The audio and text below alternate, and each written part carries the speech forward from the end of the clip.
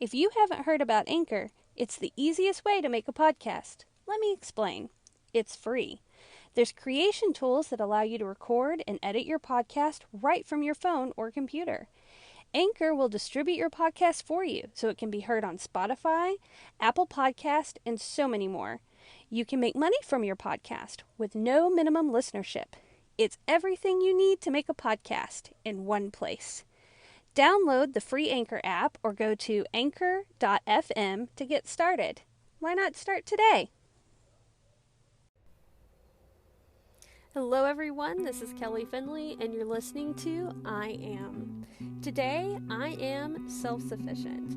I'm so excited to have Liberty Bane from Rooted Heart Farms with us today, and she's going to give us some step-by-step instructions on how to start a garden. But first, I want to ask, Liberty, what is your self-sufficiency story?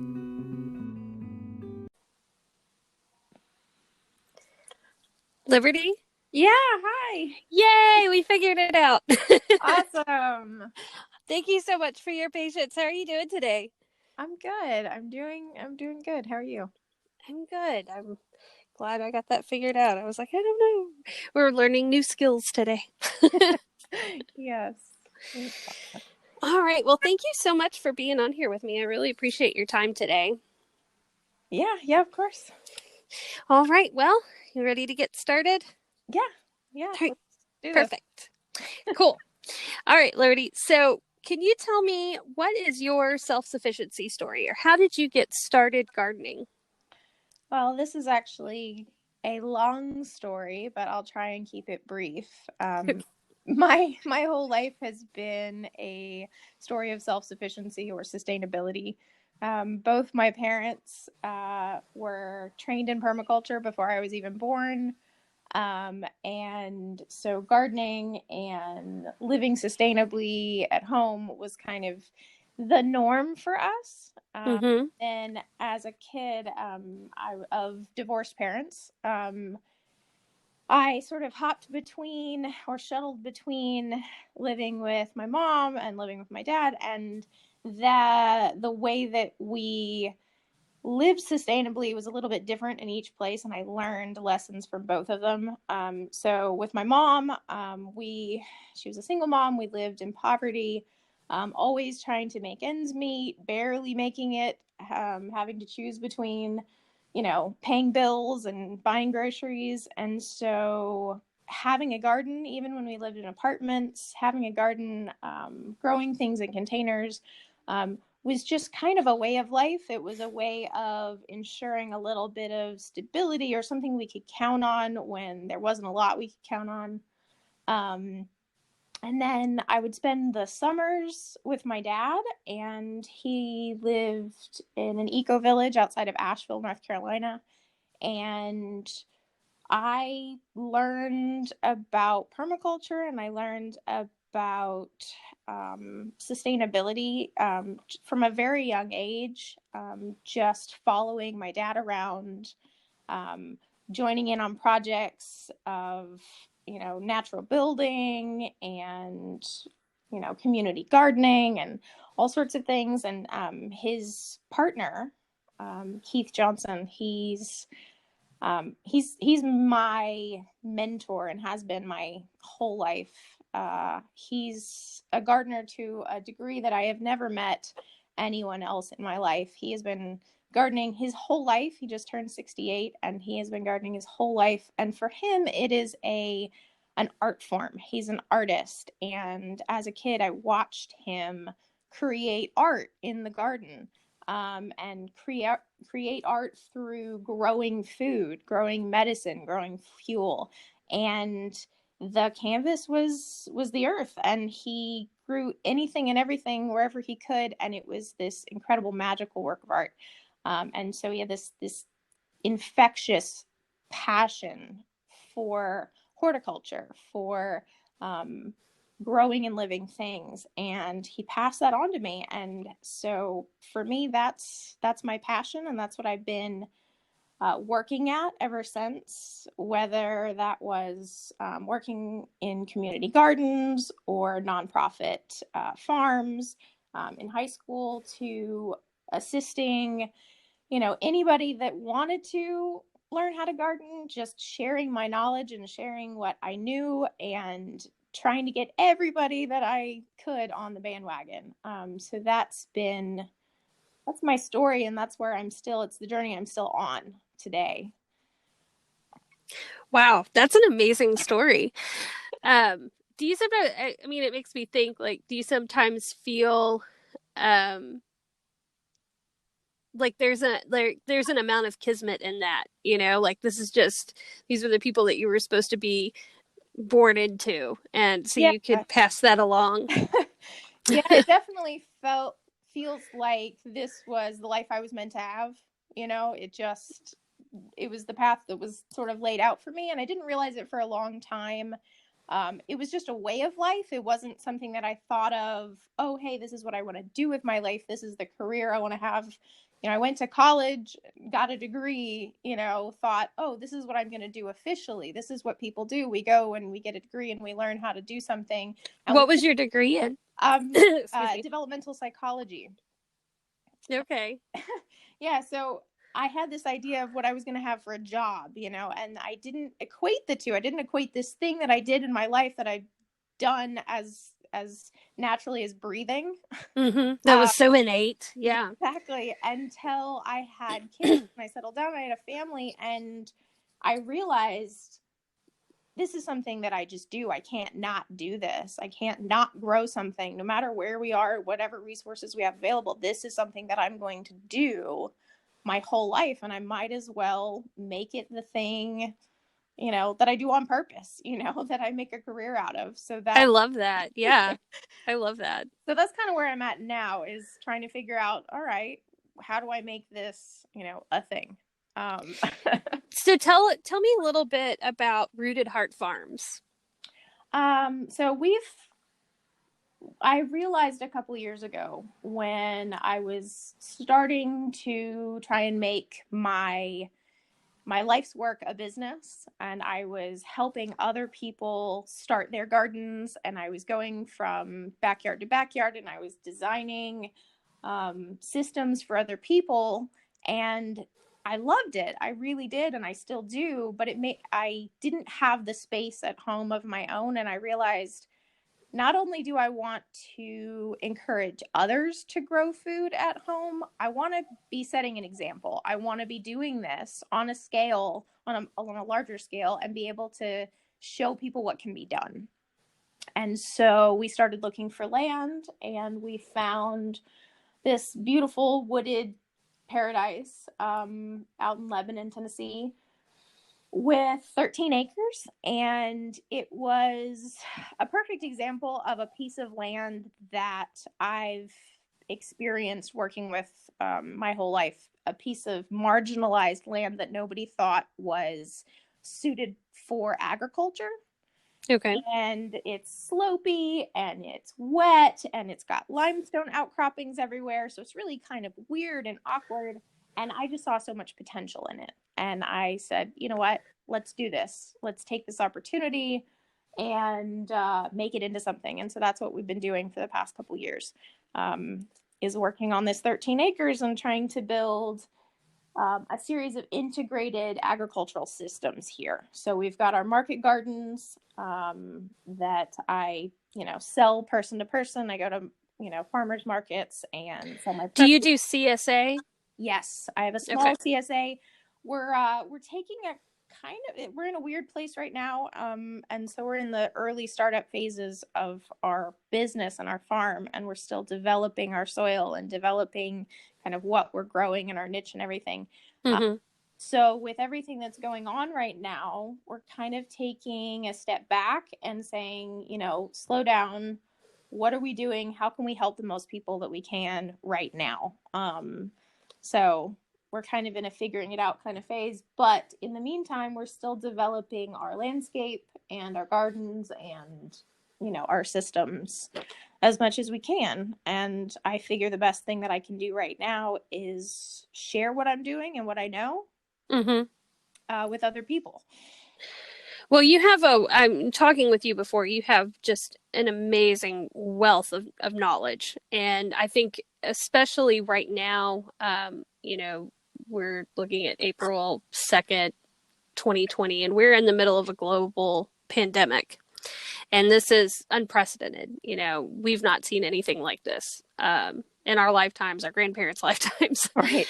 And it I'm noticing, I know that I'm feeling this. I'm noticing other people feeling this as well. But this real push, this urge to be more self-sufficient in unpredictable times. And we're in a very unpredictable time. Have you had more people reaching out to you for your knowledge? Yes. It's been an explosion of just, oh my gosh, I need to do something. Help, please. And Yeah. I get that. It's coming from a very real place of fear and uncertainty.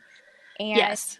I think people realize that, there's something, incredibly beneficial and useful about growing food at home if you're not sure what's going to happen to the source of your food. Well, and it gives you some feeling of control, I think. I mean, and right now, I don't think any of us feel like anything is in control. So at least you can kind of come back to, well, at least I know I can do this for my home. I can do this for my family. Right.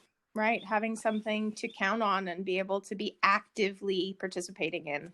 Yes. That's really helpful. And it's a great anchor in these weird times. Yeah, very weird. Okay, cool. So today, you have so much experience and you have so much knowledge, and there's so many of us right now that don't even have a fraction of that. So what I would like to do today is if you could give us some step-by-step instructions, like, okay, I've decided I'm going to start a garden. It can be, there's so much information out there and it can be really overwhelming. Yeah. So how do I do that? What are some step-by-step things that I can do after I'm finished listening to this podcast today and be like, and today I'm going to start my garden? Okay. All right. Well, first things first, I just want to say that no matter where you live or what resources you have, there's a way to garden and there's a form for you. Like there's something that's completely doable no matter where you're at or what your skill level is or what your space is. And there's so many types of gardening and styles of gardening that there's something that fits everybody out there. And so that's a little bit encouraging to know. So even if you are listening to this and you have an apartment, yes, we can still make that work. Even if, say, you don't have a balcony. Mm-hmm. Okay. Yeah. So having like the minimum requirement to grow something is sun, right? Mm-hmm. So okay. If you live indoors and live in an apartment and you don't have outdoor space, it's challenging. But if you have a good south-facing window, you can grow something. Okay. Window boxes, a table set up in a south-facing window with some containers. So on the basic level of, hey, what can I grow? I don't think I have anything, any resource to grow with. It's possible. Especially if your light, availability is really limited, you can grow things that like shade that can handle very little light. In a south-facing window inside your house, even have a couple of, having some containers, you can grow salad greens. Okay. At home. Even if you don't have good light coming through your house, you can grow, you can do sprouts or microgreens with a little bit of light. These are high, potency, nutrient dense foods. So, that's something that you can do even if you can't have a garden. But if you do have space, if you do have a patio or a balcony, and the next level up is container gardening. So large pots, 5-gallon buckets with drainage holes in them. Anything that you have access to, old Rubbermaid totes, whatever you can find and fill with a soil medium. So whether it's a small scale container gardening type endeavor, or whether you have a small backyard and you want to put a raised bed or two, or whether you have a large backyard, you want to, have a pretty, decent sized garden. No matter what size or scale you're working with, the first step and the first thing to consider is your soil. Okay. Okay. So if you have a backyard and you have soil you're working with, under that lawn, under that grass that you mow, is soil that can be worked with and improved in order to grow healthy, nutrient-dense food. If you don't have, if you're not working with your native soil, the soil in your backyard, you can build it. You can build it even in containers. What you're going to need is a high-quality compost source, worm castings, and you can get this in bags at a garden store. You can get it in bulk if you're doing a much larger scale. But having this is the catalyst. This is the one thing that you really need to start with, whether you're composting at home, whether you're going to have to bring in compost from somewhere else. This is the source of your nutrients. It's the source of the biology. This is the most important thing, no matter what scale gardening you are doing. Having a microorganism biology in your soil, that is the immune system of your plants. Okay. That makes sense. Yeah. Yes, So that makes sense. Nothing exists in nature on its own. Even human beings, our bodies, our immune systems live and survive and thrive by symbiotic relationship with bacteria and organisms in our own in our biome and in our gut. And yes. And so the soil is like that too. Everything is like that. We exist in relationship with other organisms. And so keep that in mind when you're gardening, that you're not just growing tomatoes, you're not just growing lettuce. You are actually tending and nurturing an entire ecosystem. And the yield that you're getting, I love that, is based on the health of this ecosystem. I love that. Even Yeah. if it's in your house, even if it's in a container, even, no matter what scale, this is the foundation of the success of that garden, of the success of the things that you're growing. So that, microbiology in the soil, this comes from the compost that you're using. Okay. And we're talking billions and billions of organisms in a square inch of compost. So this is going to inoculate whatever other medium you have. So if you're using your backyard soil, in most developed neighborhoods, the soil in your backyard is going to be relatively compacted and heavy clay soils, especially here in Tennessee.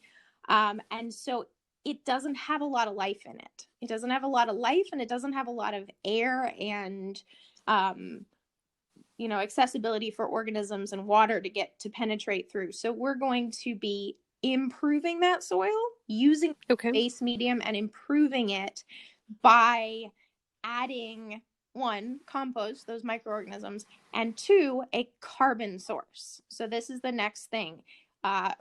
Next resource that everybody is going to need, a carbon source. And this is depending on what you have access to. This is straw, wood chips, sawdust, shredded leaves, grass clippings, whatever you have access to, whatever you can get a hold of.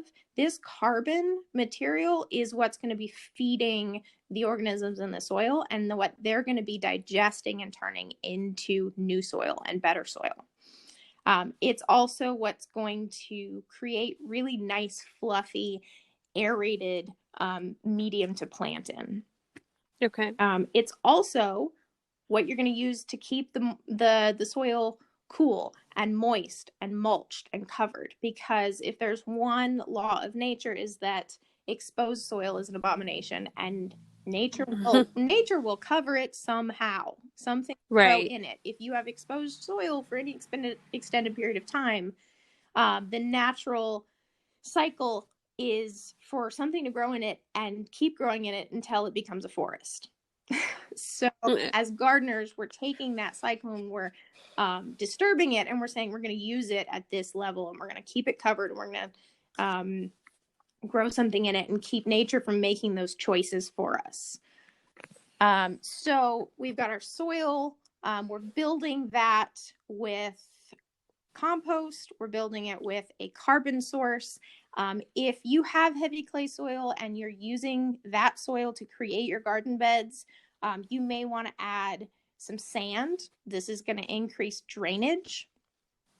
And the other thing is, if you're working with raw lawn, you're going to want to suppress and kill the existing vegetation that's there, the grass, the weeds that are growing. So you're going to need a weed suppression resource. This is going to be cardboard, paper, junk mail, whatever you've got. If you're, if we're stuck at home and we're ordering, supplies off the internet, the boxes that's coming in, keep those boxes, use that. That's a resource, a really, really valuable resource in your garden. So let's back it up for just a minute. Let's say, take me through the process of, okay, I'm going to start with the container garden. Okay. So I have either a 5-gallon bucket or like an old tote. And so take me through the process. I've got to drill some drainage holes. How many drainage holes do I need? Just a handful, enough in the bottom of it so that, 5 or 6 holes, or 2 or 3 holes in a small bucket, 5 or 6 in a tote. Just enough that when you water, you're not going to get, water sitting in the bottom of the container and waterlogging the soil, because if soil gets waterlogged, it becomes anaerobic, which means there isn't enough oxygen, and anaerobic environments breed those negative bacteria, the bacteria and the organisms that are not helpful or beneficial to our garden. Okay. So I've got my holes drilled in my bucket, and what am I going to put in there first? Okay, right at the bottom, I would encourage putting a little bit of whatever carbon material you've acquired. A little bit of wood chips, a little bit of leaves, something that's going to act kind of as a filter, so you're not losing that good soil out of those drainage holes. If you've got a really deep container, you can put a couple of inches of this material in the bottom, and over time, it's actually going to break down and add at sort of a food source, and give back to the soil. So then you're going to add your layers of soil mix. Now, if you can, doing a nice balanced mix of compost, topsoil, and sand is going to be a really, really good planting medium for your container garden. You can do the same thing with raised beds, but the larger scale that you get to, the more expensive these resources become. And so you're going to want to use the free resources that you have access to sort of back that out. So let's say I'm starting my container garden on a balcony in my apartment, and I'm not able to go out in my yard and harvest, topsoil for that. So if I go to the garden center, what am I looking for? Right. So they're going to sell bags of compost, worm castings, mushroom compost, something like that. They're also going to sell bags of topsoil. Now, this topsoil is harvested from, native soil, just the top layer of soil underneath the vegetation. And this is going to be lower value, but it's a good medium. So you don't need to, it's going to be less expensive than your compost. So you're going to want to balance it out, do a little compost, a little topsoil, and mix it together, and then a little bit of sand. When you say balance it out, do we want an equal amount? Yeah, I would usually do, if you're going to use topsoil, compost, and sand, I would do equal parts. So 1/3, 1/3, 1/3. Okay. That's exactly what I had in my head. Okay, awesome. All right, so I've got my holes drained in I'm just going to make it easy. I'm going to use the 5-gallon bucket. Right. So I've got holes drained in my 5-gallon bucket. I've got I've gone to the garden center. I can buy a small bag of wood chips and put in there to filter. And then I have a third of topsoil, and then, or I'm putting the compost in first. You're going to put that carbon material down in the bottom. You're going to do your wood chips or your straw or something, and that's going to act as a filter. And then you're going to mix those 3 major soil ingredients together. You're going to mix it up and then fill your container with that. Gotcha. And you're going to leave a little room in the top so that after you've planted, you can mulch it. And make sure if you're buying mulch at the garden store, avoid anything that's treated or has any dyes in it. A lot of mulch that's used for landscaping has been colored and treated. Avoid this if you can. It's not going to do you any good. Favors, we're not trying to make a color coded garden here. But they should have an option for untreated mulch, right? Okay. All right. So again, I really, really encourage everybody, if you can, think about what you have access to. Most people have access to things that they don't even think about. The junk mail you get in your mailbox can be shredded and used as this carbon source. It can be used as a mulch. It can be used as a filler in your soil. It will break down really fast, and it's great worm food. They love it. So try, if you can, to come up with a resource that's free, free and sustainable. This is like a resource that you can keep getting no matter how much money is coming in to the bank. Like, you can get access to it and you can feed your soil. I had read somewhere where someone had gone to, I think, like wherever their city was, their waste management, and the city that picks up and they shred the trees, and they were able to get a lot of, pretty much all of their mulch and things from them for free. Yes. This is a great resource. A lot of counties have one. I know that like the county next to ours has one, and we can go, and this is where all of the like the city tree services, they collect brush, and they tree limbs, and they prune for power lines and all that kind of stuff.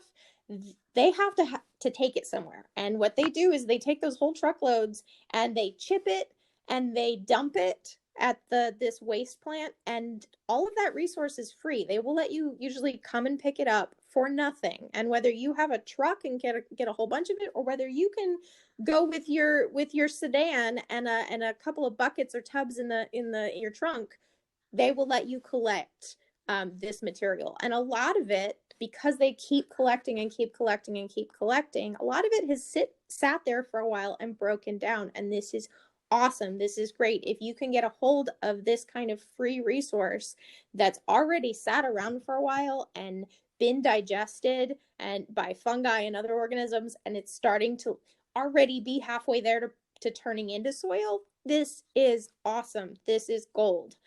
So, if you have access to that, if you call around, usually you can find something. And this is perfect to start your garden. All right. Very cool. Okay, so I've got all of this stuff mixed now. What am I planting in there? So this is the decision. This is some thought that goes into, hey, what kind of sunlight do I have? What do I like to eat? What do I want growing? What do I want to be able to pick and eat every day? So this is going to be different for each person. If you have, like I said, if you have a lot of light, you can grow things that love the sun.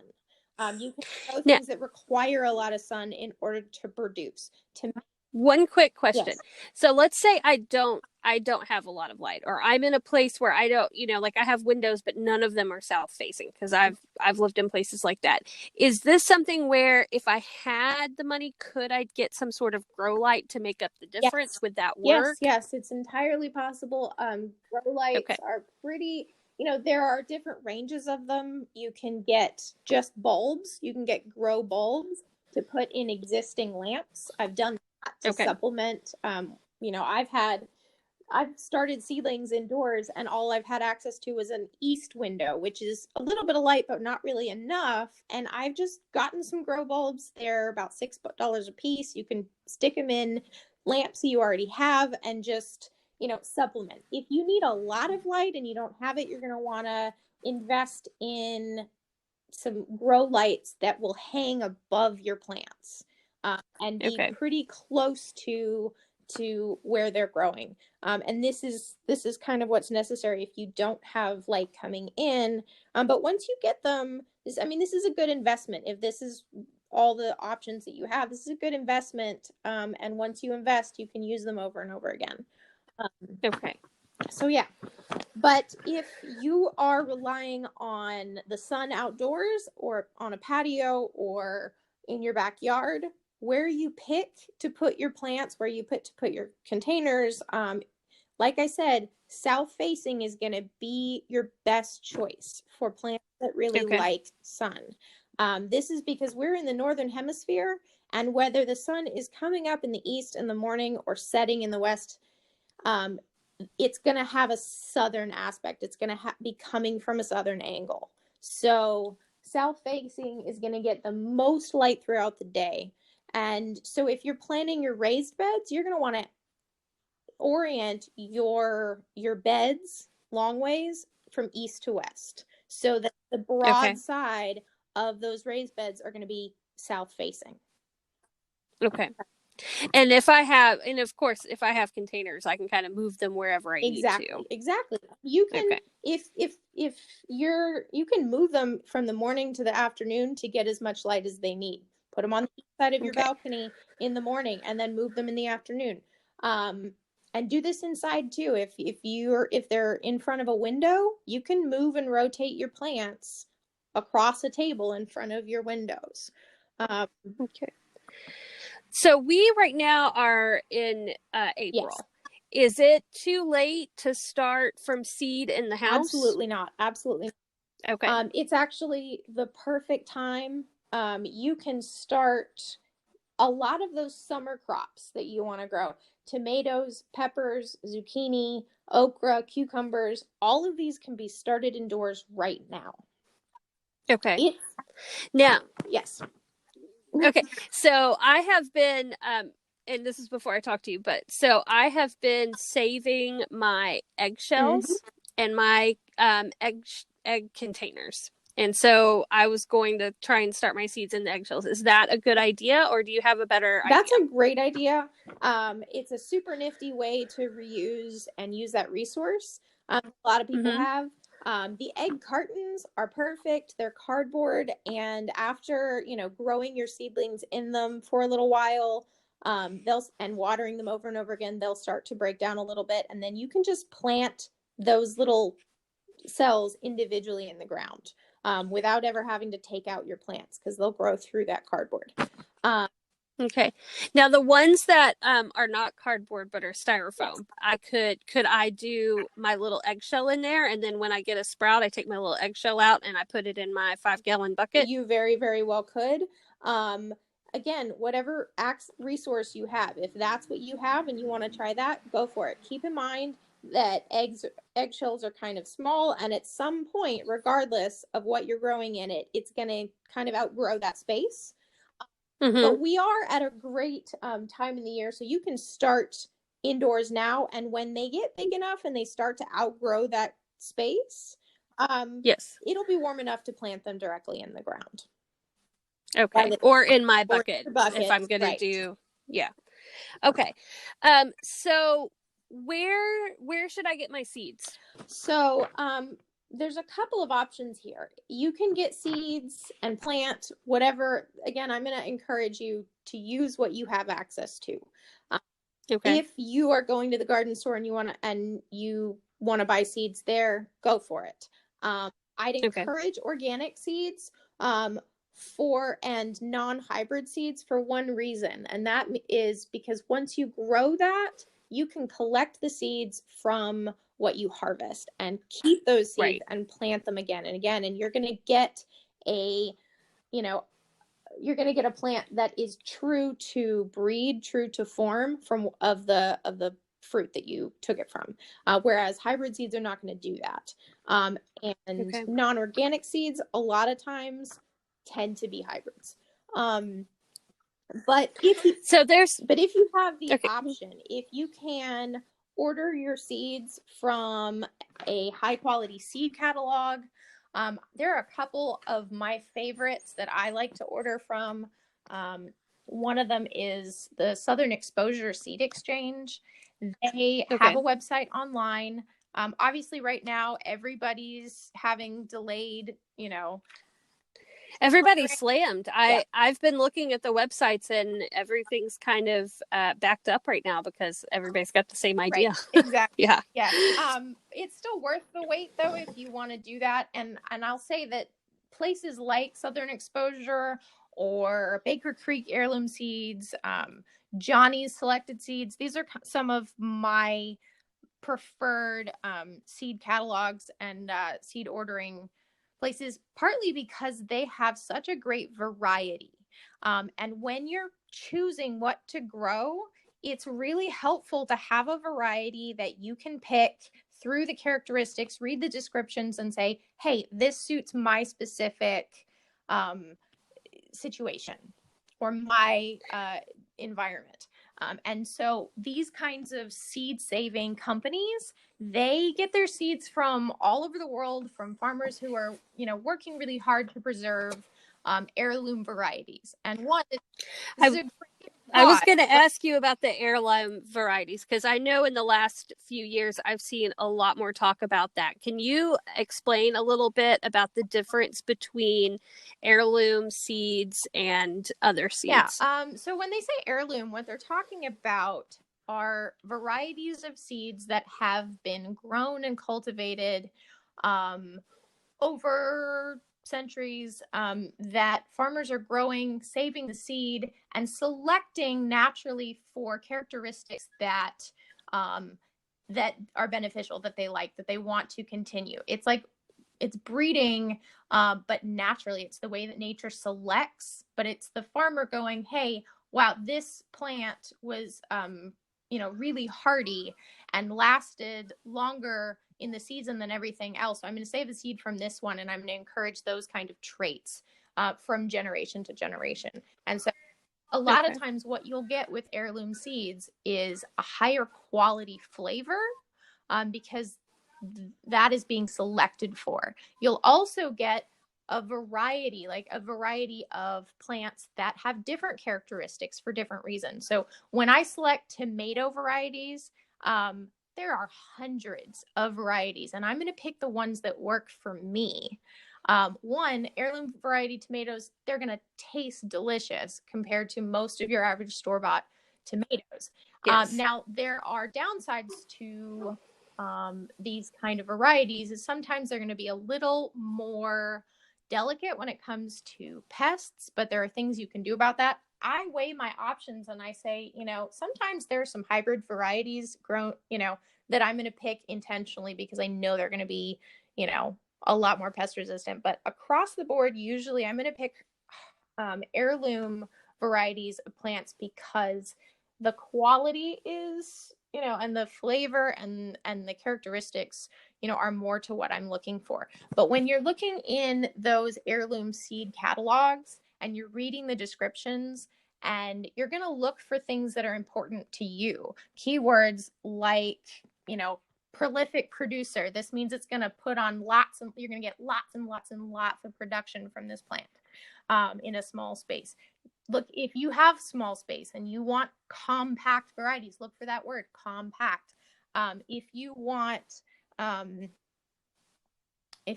something that's going to utilize vertical space, you're going to look for tall varieties that are going to be able to grow up a trellis.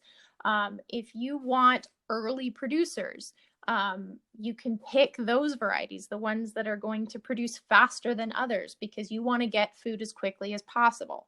So again, having the options to pick through those characteristics is a really good reason to order from these kinds of companies. The other option that you have when you're thinking, oh, I need seeds to plant, if you're buying organic produce, you can save the seed from a lot of that Right. and plant. So squashes, cucumbers, zucchini, yellow squash, melons, peppers, tomatoes. These are all plants that and vegetables that you can save seed from, and then you're going to get quite a lot, and you can go ahead and plant them. So this is a whole nother, seed saving thing. But if you're worried, hey, I can't, there won't be enough time for me to order seed or get access to it, and I need it now, that's a really good option. Mm-hmm. Okay.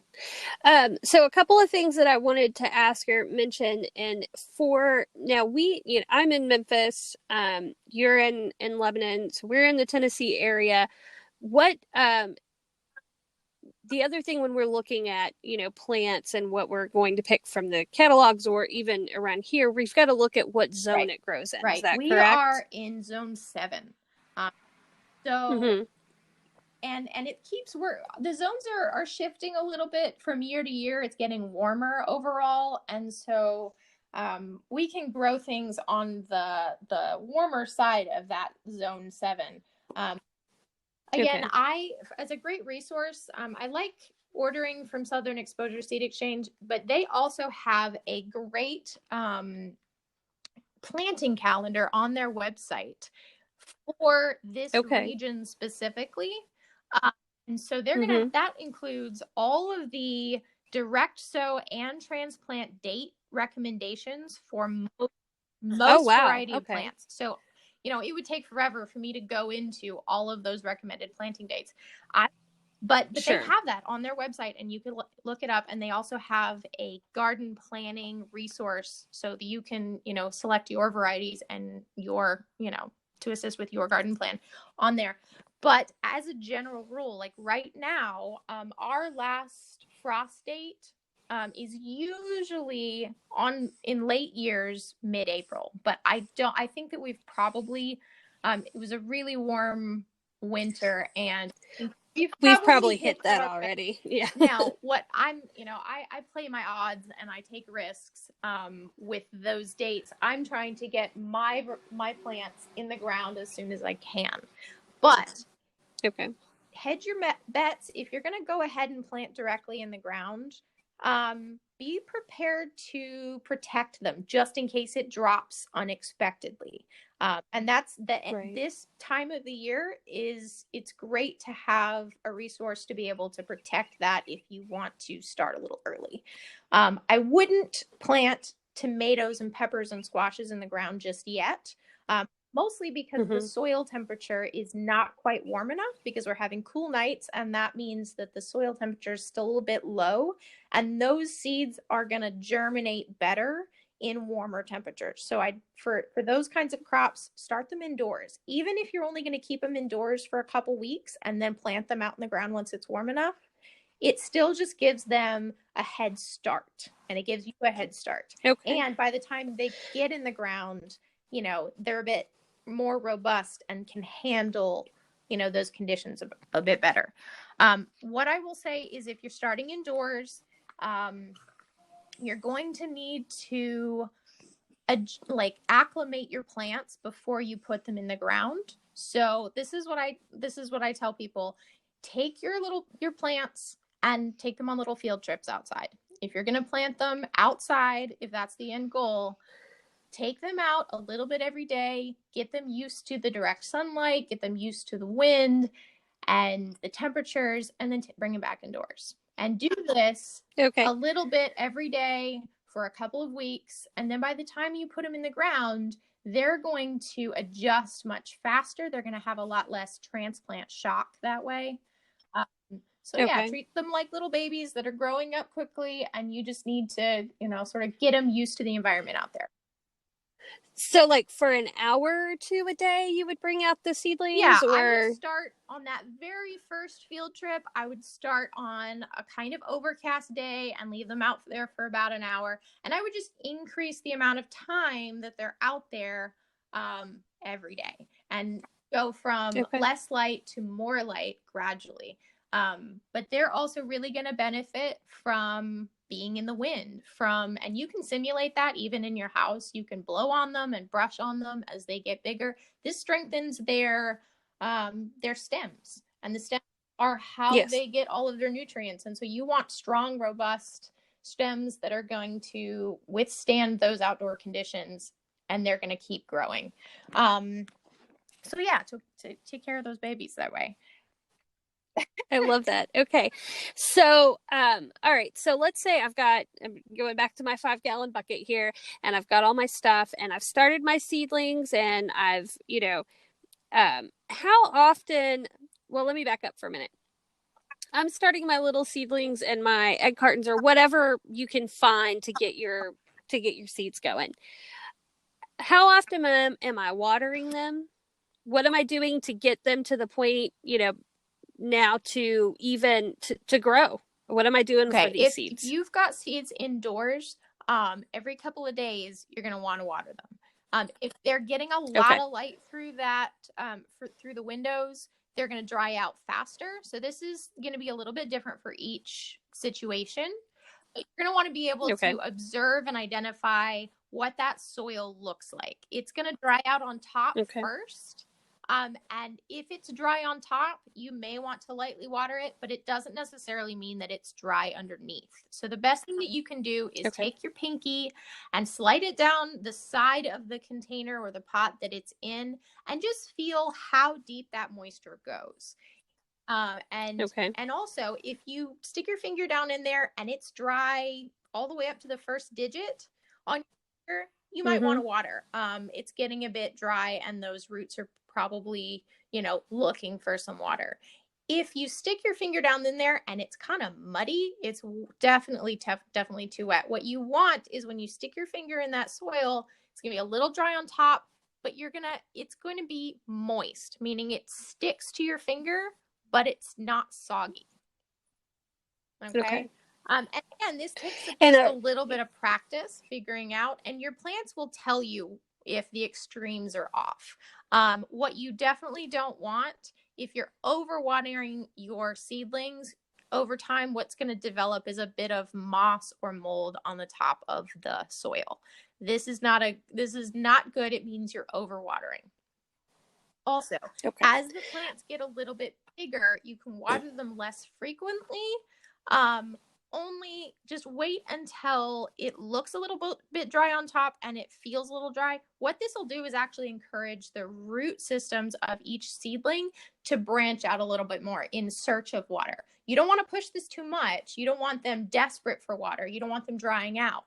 But watering them every single day might be a little bit much, and they might not have to actually push their root systems because the water is just always available to them. Okay. Gotcha. Okay. So what about, I've watered, they're doing great. I've taken them on field trips. I'm ready to now put them in my 5-gallon bucket. How am I, and I'm keeping them outside, and I'm just rotating them where the sun is, depending on let's say I've got tomatoes, for example. Now I get a pack of tomatoes. How many seeds am I putting in there, first of all? So am I just one seed for one, or how does that break down? Sometimes what I do, if tomatoes don't often come with a lot of seeds in each packet, so you're going to want to use them sparingly. So I would do one seed for each little cell, especially if they're new seeds. The germination rate on them is pretty high. Not every single seed is going to germinate, but most of them should. If you want to, maximize your space and guarantee that you're getting some, you can put 2 seeds in each, and at least one of them will come up, if not both. But let me just say that if you're going to do that, once they, get up out of there and they look like they're, kind of happy, prune one off. Pinch it off at the stem. Leave just one, because they're going to overcrowd each other if they're growing that way. Now, as far as your container gardening, tomatoes get really big. You're going to want 1 tomato plant per pot. But what you can do is you can plant other things in with that tomato. Okay. The tomato is going to need to be trellised or supported in some way. It's going to need to be staked. It's going to need to be tied. So it's going to have some kind of vertical structure in it to keep it happy and upright. Okay. What you can do is you can plant a couple of bean seeds in that pot with the tomatoes. The beans will help and support that tomato plant, and it can just benefit from that upward structure. A pole bean can grow up right alongside with that tomato, and they can use the same amount of space more efficiently. And you can do this with just about anything. Tomatoes, you can grow beans or peas with just about anything else. Most things like having a legume companion. If you're interested in this kind of gardening, look up companion planting. There's a lot of resources online, charts about which plants go with other plants. This is definitely worth looking into because you can more efficiently use a small space by planting multiple varieties of something, or like different varieties of plants in the same space. Because tomatoes, if you're growing in a raised bed, they encourage 2 to 3 feet between plants. That leaves 2 to 3 feet of empty soil that needs to be covered or something. But you can grow small plants underneath, carrots, lettuce, things like that. You can grow shade-loving plants in the north shadow of a tomato, or the north shadow of a trellised cucumber or squash, or something that's going to get big and likes all of that light. You can grow other things behind it or in between, and use that space to its fullest. Use that soil as, to its fullest. And there are some plants that really benefit from others, as far as warding off pests or providing extra nutrients, or just using the variety of the diversity of nutrients in the soil. Tomatoes, they use a lot of nitrogen. So you could grow something that uses up the extra phosphorus or, calcium. And just there's a balanced sort of combination of uses there. Okay. So, all right. So I've got a 5-gallon bucket and I have my tomatoes, and now I'm going to put a trellis or something, and then the beans are going to crawl up the trellis as well. Yes. Okay. And then, so is that going to be the only thing I'm going to put in that 5-gallon bucket? I have those two things, or could I put something else? Leftover surface space, little leftover space after those vertically growing plants have gotten up, you could grow lettuces or greens or some low-lying herbs. Oftentimes putting an aromatic herb with your main vegetable plants is really, really helpful. It's tasty, it's useful, you're getting more of a yield, but also it's going to act as a living mulch and cover the soil surface. And it's going to act as a mulch, it's going to give you a crop, and it's also going to protect and keep the moisture in. So I encourage you to, like basil or something, basil can get kind of big. In a raised bed scenario, you can plant basil in between tomatoes. It's a companion plant because they'll be a little bit shorter. But in a pot or a container garden, a basil plant is going to get kind of large, and it's going to need its own space. But having that next door, like that pot is the tomato pot's neighbor. That's a great combo. Okay. So let's talk a little bit about pests. So and we've covered so much already. Thank you again for being on here. I could talk to you all day. But let's talk a little bit about pests, and then I just want to mention a few guidelines for people who are not going to do a container, but they are going to do in the ground, or like kind of lasagna gardening or that kind of thing. But I know when I've had gardens before in tomatoes, I've had a lot of problems with aphids. So what are some things that we can do to help with the pest issue and it still be healthy for the plants, healthy for the environment, healthy for us? Okay. So most people that start a garden, the number one frustrating thing that gets them to give up on it is the pest problems. And when you're interested, when you're trying to grow organically, that's a natural part of it. So the first thing I would say is that soil biology, that soil immune system is going to be your number one defense. So number one priority, making sure that you have a healthy fed soil biology is going to strengthen each individual plant's ability to ward off pests and to withstand the pest pressure. Next thing would be, if you have a small garden and you can go out there and manage by hand, the most valuable thing you can do is just be out there every day and aware and observing what's going on, because the best thing you can do is catch those pest invasions early. Be on the lookout for aphids, aphid eggs. Be on the look for squash bug eggs, little brown dots on the underside of your leaves. If you can catch it early, a lot of time this is, makes the biggest difference. But eventually you're going to get some kind of pest. That's just the part of nature. You want to, on one hand, attract and invite beneficial or predatory insects that are going to eat those pests. So if you see brown wasps around, as long as they're not bothering you, those are a really great predatory insect that can eat a lot of those pests that are going to nibble on your vegetable plants.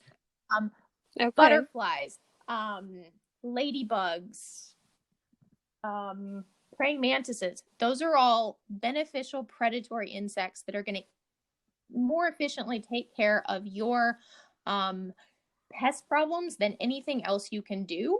So look into different plants that attract those kinds of insects. So having some companions, having a couple of pots of like aromatic herbs or plants that have really tiny flowers are going to attract those kinds of insects and help take care of that problem for you. Those are your like soldiers doing the work for you.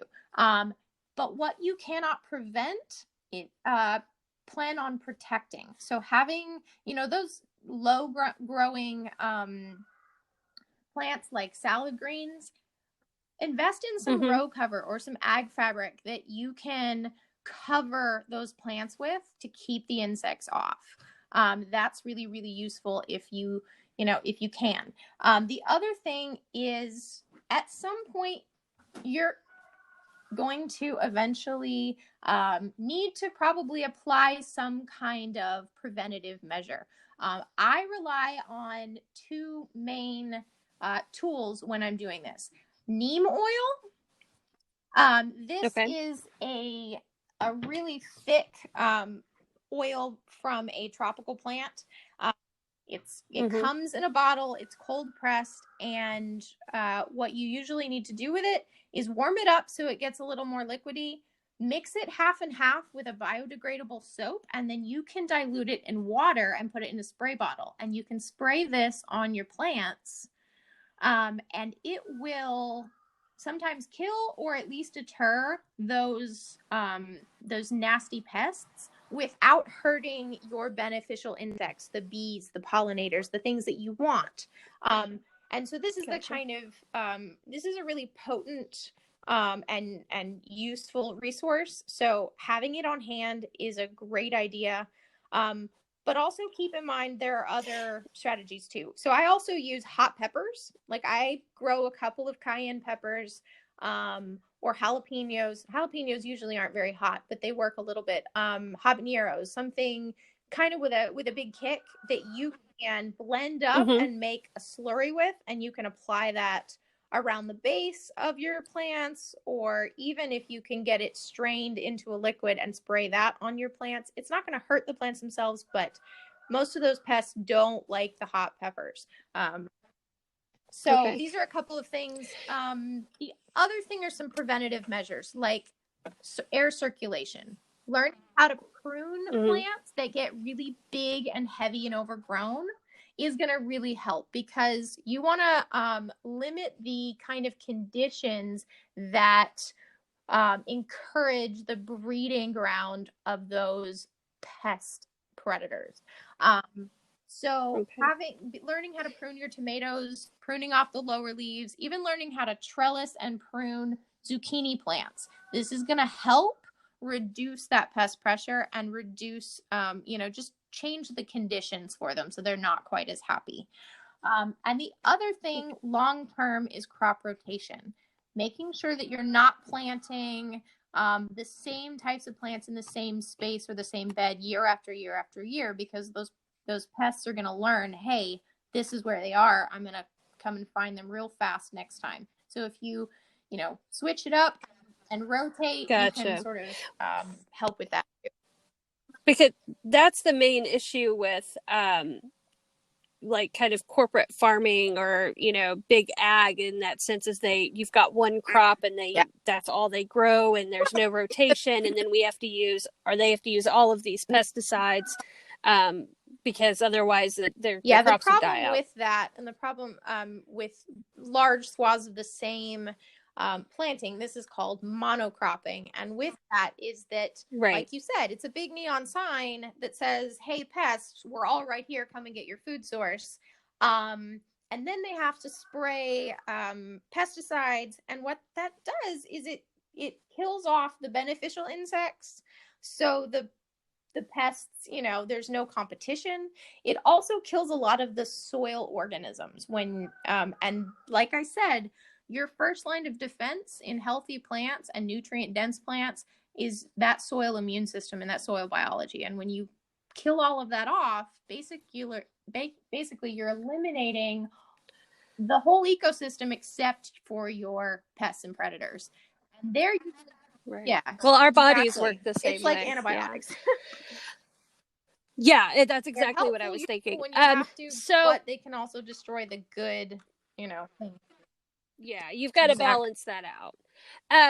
So to go back real quick to because the neem and the biodegradable soap seems like, a good option for a lot of people, like if they don't already have peppers. Where would I find neem oil? And when I think biodegradable soap, I'm thinking like maybe the unscented Dr. Bronner's Castile soap, or is there something else? There are a lot of, like, I get biodegradable dish soap. I get a big thing at Costco. Okay. They have, the 7th generation brand. They have a lot of brands that are just regular dish soap, scented or unscented, that specifically says, earth friendly or biodegradable.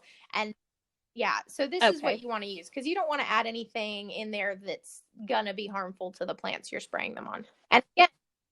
And how much am I mixing up at this point? If I have, like, let's say I have a small or a garden size spray bottle, like kind of the tall ones. How am I mixing that up? Start with a really small amount, a tablespoon of neem oil and a tablespoon of soap mixed up in a spray bottle of water. A little bit goes a long way. It's very potent, it's very strong and smelly. And keep in mind, the more soap you put in that spray bottle, the more likely, like a high concentration of soap can interact badly with or damage the plant leaves themselves, especially when interacting with sun. So if you're going to spray this, make sure to do it in the evening, so that it has all night to sit there and do its work and dry up before the sun hits it the next day. Otherwise, it's like putting baby oil on your skin and then laying out, right? If you spray a really high concentration of this with a lot of soap in it and you spray it in the middle of the day, you're going to burn those leaves and they're going to die off. And that's the last thing that you want. Okay, so just to wrap up and give some tips, let's say like a small either raised or kind of lasagna type garden. Lasagna is when we're doing those layers. We've got our newspaper, our cardboard, and then with the weeds. Right. Yeah. So let's say a small area would be like 4 by 8. About how many people will that feed, and how do we, adjust that using those same things that we just talked about for the container gardening? Well, for a 4 by 8 raised bed, You can probably fit a variety of plants. I would focus on a couple of zucchini or yellow squash plants on the end. Zucchini and yellow squash is a great plant that takes up, it's kind of bushy and it takes up a bit of space, but they produce a lot of food in that relative space. So a plant or two, like a plant per person is usually going to be enough to provide a family quite a bit of zucchini. And if you stake them up and prune the bottom leaves, they will produce for a really long time and be really happy. So that's definitely, you can fit a couple of those on an end of a raised bed. You can put some, probably 3 or 4 tomato plants in that bed on the south side as well. Tomatoes produce quite a lot if they're in good soil and you take good care of them and you keep them trellised. You can get about 10 pounds of tomatoes per plant out of healthy soil. So again, this is just going to depend on what you have space for. Grow what you can. You may not be able to grow everything that your family is going to eat, but even a little bit is going to reduce your grocery bills. It's going to give you fresh food. And if you keep, and one of the big things is once you're growing something, don't let any of it go to waste. Keep picking it, keep harvesting it. Even if you're not eating it, freeze it, put it away. Give it away, whatever it is. Don't let any of it hang on the vine and not get picked. But you can fill in the gaps of those big crops and get more of a yield and more food. So you could grow some beans along with those tomatoes. You could put pepper plants in between the tomatoes because peppers are a bit smaller. You could put a vertically trellised row of cucumbers behind those tomatoes, cucumbers and beans together. You could grow lettuce, radish, kale, those quick crops. You're going to get them in a month and a half, and then plant some more. Wow. Go ahead, harvest them, plant some more, keep planting, and keep filling that bed up. You can grow those things in the shade of your other bigger trellised vegetables, and this will extend the growing season that you can actually keep them happy. Because once it gets hot, those salad greens are going to get kind of bitter. So if you can grow them in some shade, they're going to stay happier longer. Yeah, and as far as some general tips for you as you're gardening, whether you're going to be in raised beds or lasagna gardening or container gardening, number one, use vertical space. Use the space, grow up, invest in some trellises. This is going to save space. It's going to it's going to improve the general health of the plants themselves if you're growing them upright. It's going to increase good air circulation, and you're going to have less loss of produce there. It's going to be a bit easier to pick. It'll be easier to keep track of, and you're going to have less nibbling from, other things on it.